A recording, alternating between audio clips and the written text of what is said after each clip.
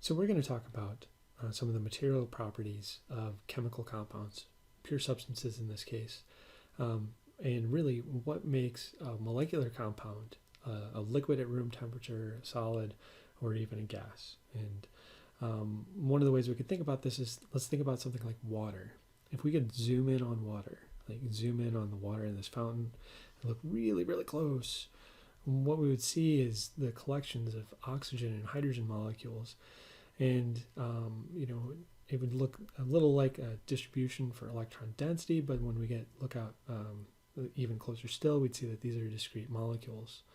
Now, the thing is, if these are discrete molecules, what's holding them there? Why doesn't the water just go away? Why doesn't it evaporate? So what we're going to work through today is all of the different forces that are involved that keep water and the things around us, the materials that we encounter them as. Why is a gas is a room temperature? Why is it something a liquid? So these things are called intermolecular forces, and there are three that we're going to concern ourselves with for this class: dipole-dipole interaction, hydrogen bonding, and the London dispersion. Finally, we're going to look at how we can examine the different molecular structures, and from those be able to pick out what are the important forces causing things to have a higher or lower relative boiling point. So we'll actually be able to rank the order of boiling point based on the molecular structure. So let's get started. The first one is the dipole-dipole. Now, when we're talking about dipole, we're actually talking about the molecular dipole. We're going to go pretty quickly here, and we have a really small dipole between these carbons because of this oxygen bound to it, and then a large dipole here. So an overall dipole moment for acetone like that. Now, on our ether here, we also have a dipole toward the oxygen from the carbon, but because that those two dipole moments are pointing toward each other, if we wanted to write the vector sum of those two, we'd get an overall dipole moment that's somewhat less. And we can look these up. The dipole moment for acetone is about 2.4, whereas the dipole moment for the dimethyl ether is about 1.6. Okay, so and that's debye is the unit. What does that mean? That means that when we put more than one in solution, what we have is an alignment of the dipoles. So the partial negative of this acetone is pointing at the partial positive side of an adjacent acetone next to it. And that sets up a Coulombic attraction, positive and negative, that leads to a binding interaction between those two molecules. And so the boiling point of acetone is 56 degrees. And that's in Celsius. The boiling point of this ether, on the other hand, is 7.4 degrees C. So we can see that the boiling point is quite a bit higher because there is a lot stronger interaction between this positive and negative side, and so the boiling point of acetone is higher. If we were to move over to this propanol, so this has an alcohol functional group, which looks a little like our ether, right? We have this the carbon oxygen dipole moment, and we've got the hydrogen oxygen dipole moment. So we'd imagine that dipole moment is going to be something like the ether, and if we look it up, it's about 1.9 debye, so it's less than acetone. And based on this, we'd make the assumption that our boiling point for this alcohol should be somewhere similar to where it is for our ether. But it turns out that this is 97 degrees C, so it's even higher than the acetone. So the thing controlling the boiling point here must be something more than just the dipole moment.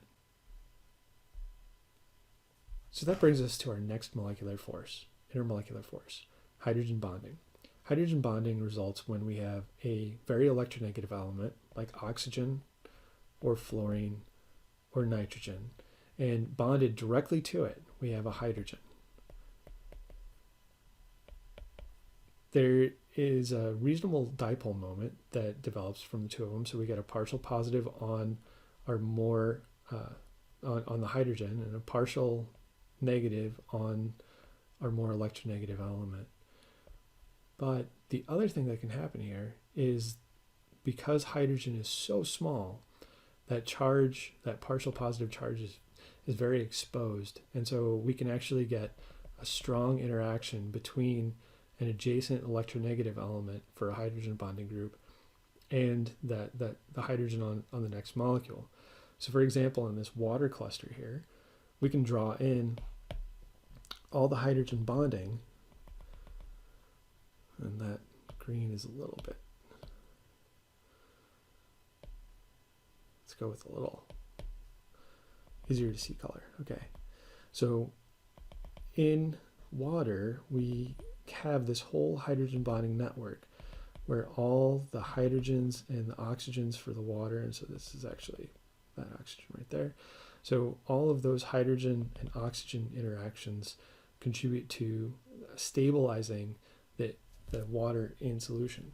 So that's why water has a boiling point of 100 degrees C at atmospheric pressure. If we do anything to disrupt the hydrogen bonding network by introducing something like a nonpolar group, so this methyl group here, so this CH3, the carbon hydrogen is a relatively non-polar bond. Like we have a very small dipole moment, but it's tiny. So this is essentially nonpolar. And these hydrogens cannot hydrogen bond. Since they can't hydrogen bond, the only thing we have for a hydrogen bonding network are between the oxygen on the methanol and the hydrogen on the alcohol for the methanol. And so we'd still get some hydrogen bonding, but because that is disrupted because that hydrogen bonding network is disrupted by the non-polar methanols, the boiling point is a little bit lower here. And so the boiling point for methanol is 65 degrees C. Now, if we go to one more, so now we put another carbon on there, and so this is ethanol, and we look at it, we can still see the hydrogen bonding network here, but we've added another nonpolar group. So what you'd imagine is we've added this extra nonpolar group, and because we've made it more overall nonpolar, well, we would expect that the boiling point might go down. And if we look, the boiling point for ethanol is 78 degrees C. It's a little confusing, but we aren't going to tackle it quite right now. We'll get to it in a second. You're going to have to trust me on this one. Hydrocarbons are a special molecule. They are common fuels. And so, for example, octane, C8H18, is the liquid that we normally put into our gas tanks. So it's a liquid at room temperature. It has a boiling point of 126 degrees C. Now, decane, so this one, decane comes from 10 carbons, so C10H22, has a boiling point that's somewhat higher, 174 degrees. Okay. So looking at these structures, why are they liquids at room temperature? We're thinking about some of the intermolecular forces we've already talked about. So let's check. What I'd like you to do is take a moment and read through the question. I'll go ahead and read along too. The boiling point of decane, C10H22, is higher than the boiling point of octane, C8H18, because A, decane has more hydrogen bonds than octane. B, decane has a higher surface area to volume than octane. C, decane is heavier, has a higher molecular weight than octane. I'm going to go ahead and give you 15 seconds to answer. If that's not enough time, you can go ahead and pause, but go ahead and make your selection for what you think best completes the statement that's presented here.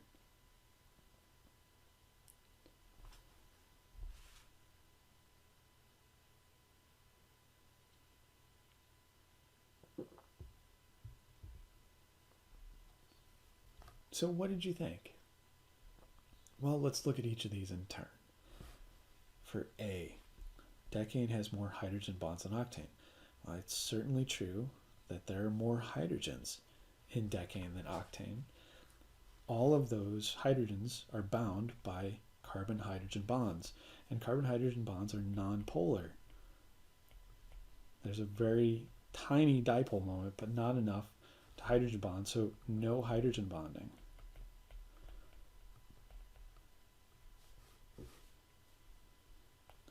So it's not A. Let's look at the bottom one.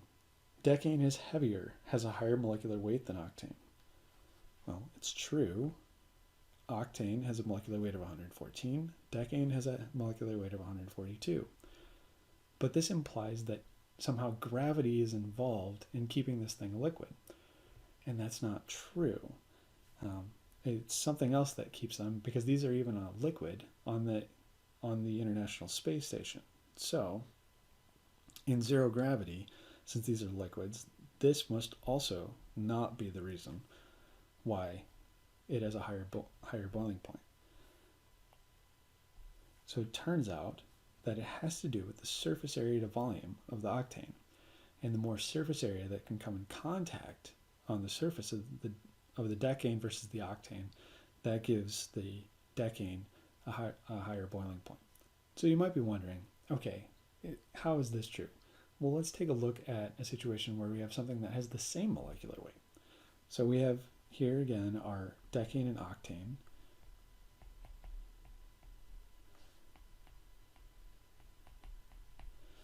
But we also have an isomer of octane.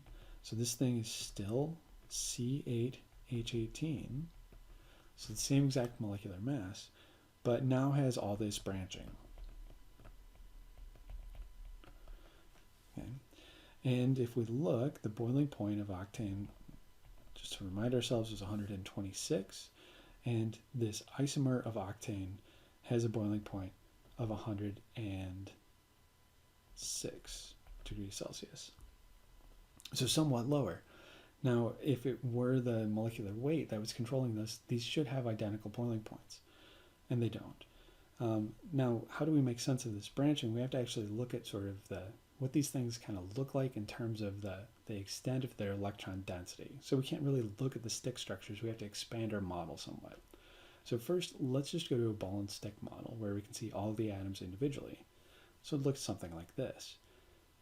Already we can see that this thing is sort of like long and cylindrical versus the one with all the branching. It looks almost more spherical and bunched up on itself. And if we were to pack two of these right next to each other, what we would see is, in all of the cases with these long hydrocarbons, we've got a lot of places where these can be like cylinders lining up right next to each other versus our more spherical looking thing, which seems to be a less contact area possible between any two molecules. Now, the ball and stick model has its flaws too. It's great for being able to see the atoms and the three-dimensional arrangement of the atoms, but it doesn't really tell us about the extent of the electron density. And so we can use something called a van der Waals plot, where we look at the sort of limit of electron density for the molecule. So this would be, what the outside of the molecule would really sort of look like. And when we do that, we see in this closest packed structure that we've got a lot of contact between our octane molecules or our decane molecules. And our decane molecules have more contact between them than our octane molecules. But for this branched octane, so we only have like maybe two interactions here, 2 or 3 interactions, and so much fewer interactions. Now, this isn't hydrogen bonding that's holding them together, but it is the interaction and fluctuations of the electrons around these molecules. So they're nonpolar if we consider sort of a static dipole moment, static molecular dipole moment. But even with all the oscillations of the electrons, we have to think about, how can these influence each other when they're next to each other? So to try and get a handle on this, we need to take a step back and actually think about how the electron density is distributed around the atoms. So if we think about an atom, we know that the electrons are particles, and so the electrons have some probability of being somewhere around the positively charged nucleus. Now, at any given point in time, if the electron density is off to one side of the atom, then we'd imagine that there's more of the nuclear charge exposed on the other side. And so that gives rise to sort of this, from the outside of the molecule perspective, of a partial positive and a partial negative charge, almost a dipole spanning the atom or molecule. Now, this fluctuating charge, it's part of the properties of these atoms. If we happen to have that happening with two atoms right next to each other, you'd imagine that this negative charge, this electron density, building up next to the atom adjacent to it, it's going to have a repulsive interaction and push the electron density to the other side for the atom next to it. That's going to lead to an identical set of charges on the atom next to it. Then this partial positive and partial negative attract each other, and that leads to a binding interaction. If we look at a bigger molecule or atom where we have less tightly bound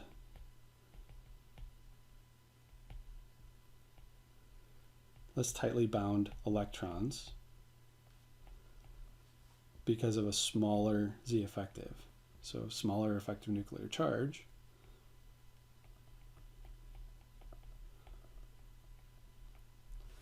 that's going to lead to even more polarization. So we'd imagine a bigger partial positive and bigger partial negative, and an overall stronger interaction between these two, so stronger interaction. Okay, having something with less tightly bound electrons, we call this polarizable. And in general, larger molecules and atoms which have a smaller effective nuclear charge are more polarizable than atoms that have higher effective nuclear charge. So let's look at a specific example. Let's consider, so we have xenon and neon. So these are two noble gases, totally spherical. And one of the things that we get from that is we'd assume that, they might have sort of similar electron density around them, but xenon is somewhat bigger and more polarizable, and so the boiling point for xenon is negative 108 degrees C. The boiling point for neon is a balmy negative 246 degrees C, so quite a bit smaller. And the radius on them is also quite a bit smaller. So because the effective nuclear charge is much higher, so Z effective is higher on neon, those electrons are more tightly bound, and they don't fluctuate around as far away from the nucleus as can happen for the xenon. And so the xenon is more polarizable.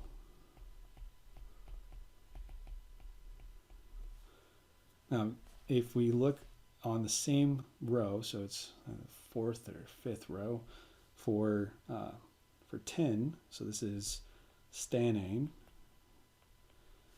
SnH4, it is somewhat larger still, and if we consider the electron density distributed across the whole molecule, so not just the tin but the tin and all the hydrogens, this is even less tightly bound and even more polarizable, and so its boiling point is negative 54 degrees C.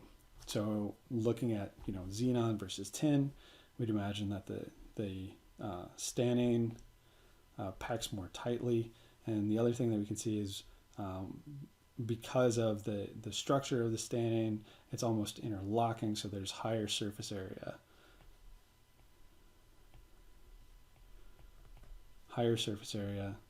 To interact with the stannane versus packing for xenon.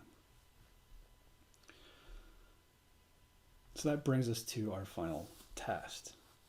With all that information we have, we can now use the tools for comparing similar compounds and determining which has the overall highest and lowest boiling points and rank them by increasing order. So what we're going to do here is I'm going to give you another 15 seconds, look over these molecules, and decide which is going to have the highest and which is going to have the lowest overall boiling point. And your 15 seconds starts now.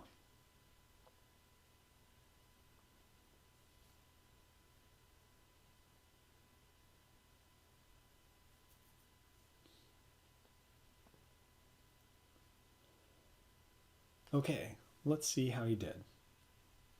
So the first thing that I'm going to look for is try to find if anything has a hydrogen bonding group. And it turns out I see this OH here, which tells me that it can hydrogen bond.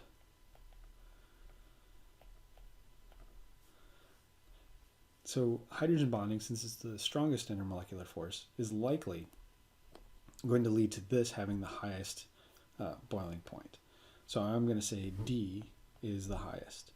Now, looking at the rest of the molecules, I'm also looking for any that have a permanent dipole moment. And what I see here, in addition to the dipole moment for my carboxylic acid here, my ketone also has a permanent dipole moment. And so I'm going to say that the next one is going to be A. Now, my last two choices are this hydrocarbon and this hydrocarbon. If I look really closely, I have 1, 2, 3, 4, 5 carbons, so C5H12. And if I look at this one, it's also C5H12. And so these are isomers, and so the only thing different is the branching between these two. And that tells me, since this one is more highly branched, B, C is going to have a higher boiling point than B, and I can list these as DACB from highest to lowest boiling point. And in fact, if I look those up, the boiling point for butanoic acid is 164 degrees C. For pentanone, butanone is 80 degrees C. For pentane, it's 36 degrees C. And for neopentane, it's 10 degrees C. And so those literature values for those match up with the boiling points that I would predict based on the intermolecular forces and what we know from the structure. So now you should know enough to be able to answer these sorts of questions on your own.